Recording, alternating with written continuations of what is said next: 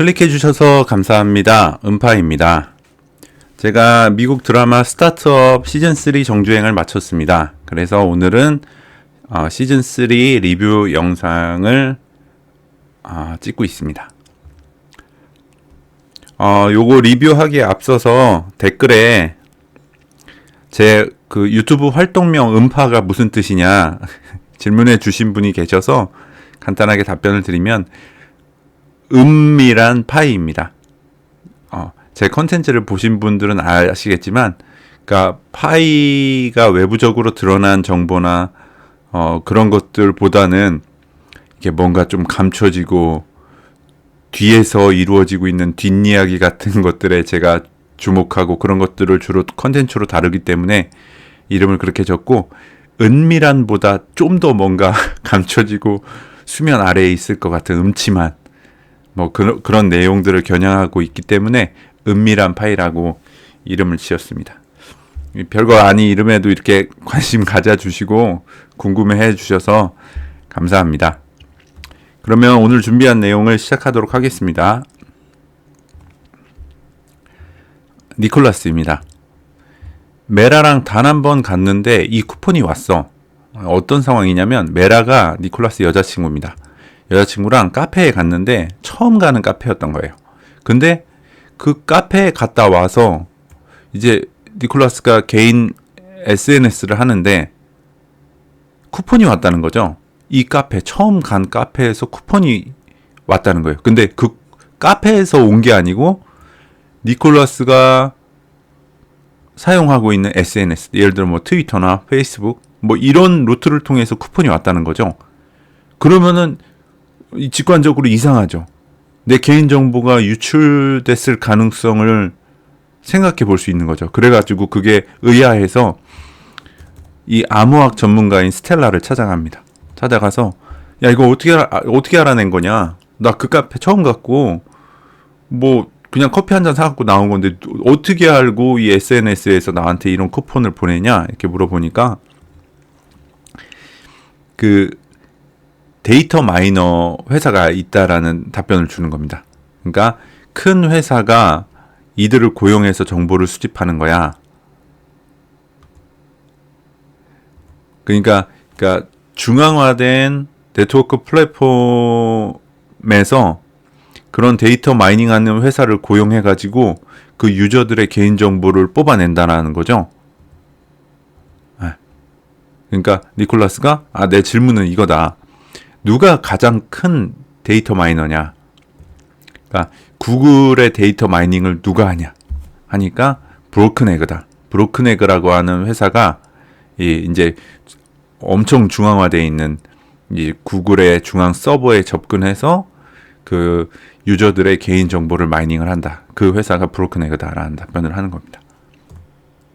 그러니까 그 데이터 마이닝을 하는 방식은 이제 그 계정을 해킹을 해서 타고 들어가서 그 계정의 주인이 사용하는 단말기나 패드, PC,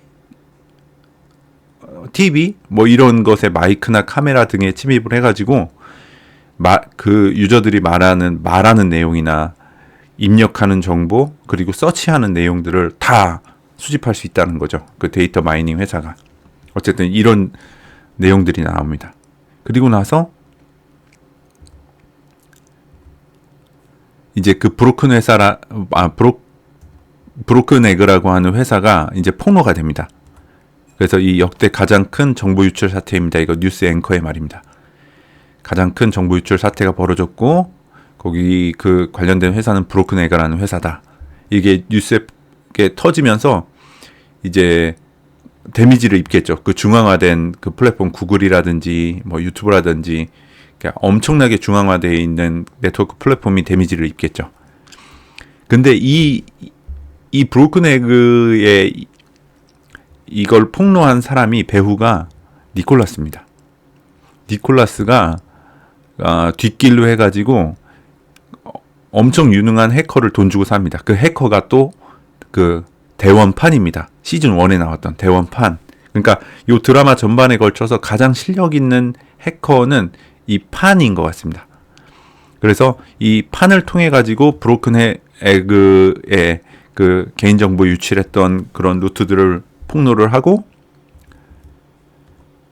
자, 이제 브로큰 에그가 터졌다는 것은 이 완전 대형화되어 있고 중앙 집중식으로 운영되는 네트워크의 폐단이 밝혀진 거지 않습니까? 그래서 분산화된 네트워크를 지향하고 있는 그런 시스템을 갖추고 있는 에러크넷이 이제 주목을 받게 됩니다. 그래가지고 이제 방송국에서 와서 인터뷰를 하는 건데, 이제 이 니콜라스가 인터뷰를 하는 겁니다. 전통적인 인터넷에선 구관이 명관이라지만, 그러니까 우리가 현재 가장 많이 사용하고 있는 전통적인 이 인터넷에선 중앙화된 대형 플랫폼이 명관이라는 거죠. 유튜브, 구글, 페이스북, 이런 데가 명관이라는 거죠. 근데 모든 게 다 날아가 버리고, 그러니까 이런 사고가 터지는 걸 얘기하겠죠. 날아가 버리고, 처음부터 다시 해야 된다면 도대체 누굴 믿겠습니까? 에러크넷을 믿으란 얘기죠. 우리는 분산화된 네트워크이기 때문에, 중앙화되지 않았기 때문에 그런 위험으로부터 좀 차단될 수 있다라는 걸 어필하는 겁니다. 에러크넷이 중요하게 생각하는 건 소통입니다. 우리는 대중에게 소유권이 있는 디지털 마을입니다. 이 대사가 엄청 의미심장합니다. 이게 뭔 내용인가요? 우리는 대중에게 소유권이 있는 디지털 마을입니다. 웹3죠. 이 대사는 정확하게 웹3를 겨냥한 대사라고 볼 수 있습니다. 왜냐하면 저도 지금 유튜브 콘텐츠를 찍고 있는 거지만, 이거는 제가 만든 영상이지만 만약에 수익이 나면 유튜브하고 많이 나눠 가져야죠. 왜냐하면 걔네가 그 중앙 서버 네트워크를 제공했고 플랫폼을 제공한 대가로 가져가는 거죠. 근데 웹3는 뭔가요? 제가 만약에 컨텐츠를 제작했으면 그 컨텐츠는 이제 대체 불가한 토큰 형태로 바꾸게 됩니다. 그게 NFT죠. NFT로 바뀐 상태에서 분산화된 노드에 분산 저장이 되기 때문에 이거를 서버를 운영해주는 대기업이 떼갈 필요가 없게 되면서 그 NFT의 소유권을 가지고 있는 제가 그거에 대한 대가를 받게 되는 거겠죠.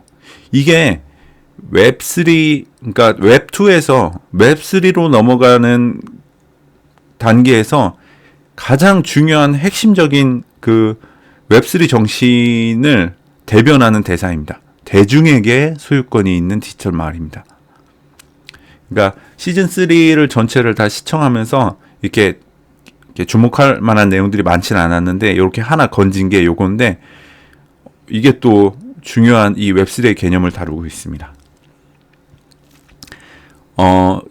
이제 시즌 1, 2, 3를 다 이제 시청을 하면서 이제 다 봤기 때문에 마지막으로 한번 시즌 1부터 점검을 해보려고 합니다. 그러니까 여러분들은 지금부터, 그러니까 우리가 파이오니어로서 채굴 하고 있는 파이에 대한 것들을 이 전체적인 그림을 한번 그려보시고, 이 드라마에서 언급되거나 우리가 주목할 만한 내용들이었던 것과 매칭되는 것이 어떤 지점에서 어떻게 매칭되는지 한번 머릿속으로 고리를 잘 연결하시면서 이 점검을 한번 해보셨으면 좋겠습니다.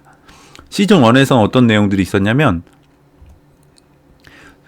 정부 은행 규제에 구속받지 않는 통화라서 누구나 사용할 수 있다.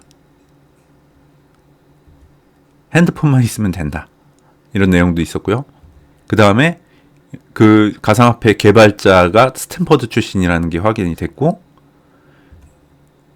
그리고 주인공 이름이 닉으로 이렇게 애칭으로 불렸지만 니콜라스라는 것도 확인이 됐고,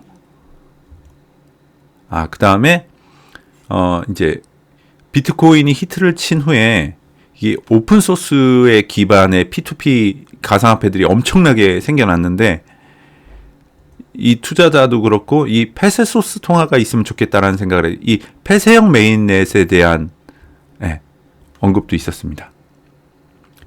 이게 이제 시즌 1에서 이 정도 내용이 있었고요. 시즌 2에서는 노드에 대한 언급이 있었죠. 개인 PC를 분산형 데이터 저장소로 이용해서 대륙간 네트워크를 만들었다. 그 파이코인의 굉장히 핵심적인 요소 중에 하나죠. 노드. 이 노드의 내용들이 언급이 됐었고요. 그 다음에 대기업과의 커넥션들이 언급되는 맥락에서 아마존, 삼성, 마이크로소프트가 나왔었고, 그 다음에 강력한 암호화를 기반으로 빠른 속도의 분산형 네트워크를 만들어야 되는데 거기에 필요한 인력이 스텔라더다. 이런 내용도 있었고요. 그 다음에 이 니콜라스에 대응되는 요 백인 등장 주인공이 유대인으로 묘사되는 장면도 있었습니다. 다음에는 이 가상화폐 이 배후에 카잔코브라는 일가가 등장을 했는데 현재 유대 금융 세력의 또 다른 정체성인 카자리안 마피아와 이렇게 연결 지을 만한 추론해 볼 만한 이런 사인들도 등장을 했었고요. 네. 그리고 마지막 시즌 3에서는 대중에게 소유권이 있는 그러니까 웹3를 겨냥한 대사가 이렇게 등장을 했었습니다. 제가 이제 점성학 리딩을 하면서 염소 자리에 있던 명왕성이 물병 자리로 넘어가는 것은 피라미드 꼭대기에 있던 기득권에 뭉쳐져 있던 돈이나 정보나 힘이나 그런 것들이 대중들에게 흘러가는 그 에너지를 말합니다. 라고 했는데 이 웹3의 정신이 정확히 물병 자리 명왕성의 시대에 부합합니다. 그렇죠? 그러니까 중앙화되어 있던 대형 플랫폼에게 중앙화되어 있던 정보들, 개인 정보들 같은 것들이 그리고 소유권이 대중들에게 돌아올 수 있는 구조가 그 플랫폼이 웹3인 거죠. 그러니까 그 웹3의 정신과 이 물병자리 명왕성의 시대에 흐르는 에너지는 완전히 맥락이 같습니다. 그런 부분도 신기한 것 같습니다. 그리고 오늘이 24일이잖아요. 그러니까 제가 23일 얘기했는데 이제 들어왔습니다. 그 명왕성이 염소 자리에서 물병 자리로 들어왔고 지금부터 6월 11일까지 물병 자리에 머물 겁니다. 머물다가 이제 역행을 해서 다시 염소 자리로 넘어갈 텐데 지금부터 한 3개월 정도가 이 대중들에게 많은 힘들이 넘어오는 에너지가 흐르는 기간이 됐기 때문에 이제 사회 전반에 걸쳐서 이제 어떤 움직임들이 있는지 좀 주목해서 볼 필요가 있을 것 같습니다. 이렇게 해서 이제 이 드라마 전체에서 등장한 여러 가지 주목할 만한 내용들에 대해서 최종적으로 점검을 했는데 이 드라마가 2016년, 17년, 18년에 걸쳐서 방영한 드라마인 것을 감안하면 파이가 본격적으로 세상의 모습을 드러낸 2019년 3월 이제 마이닝이 시작됐던 그 시점 이전에 런칭이 됐던 방영이 됐던 드라마라는 거죠. 근데 세상의 모습을 드러내기도 전에 이렇게 비슷한 소재로 이렇게 비슷한 등장인물과 겹치는 이름 그리고 등장하는 노드나 웹3에 대한 주요 개념들 그리고 웹3나 그런 것들이 등장해야만 했던 그런 시대적인 배경이나 대기업들에 있었던 그 개인정보 유출과 관련된 사고들을 이렇게나 비슷하게 그릴 수 있는 건가? 이게 진짜 우연으로 이렇게까지 겹칠 수 있는 건가는 한번 고민해봐야 되는 것 같습니다.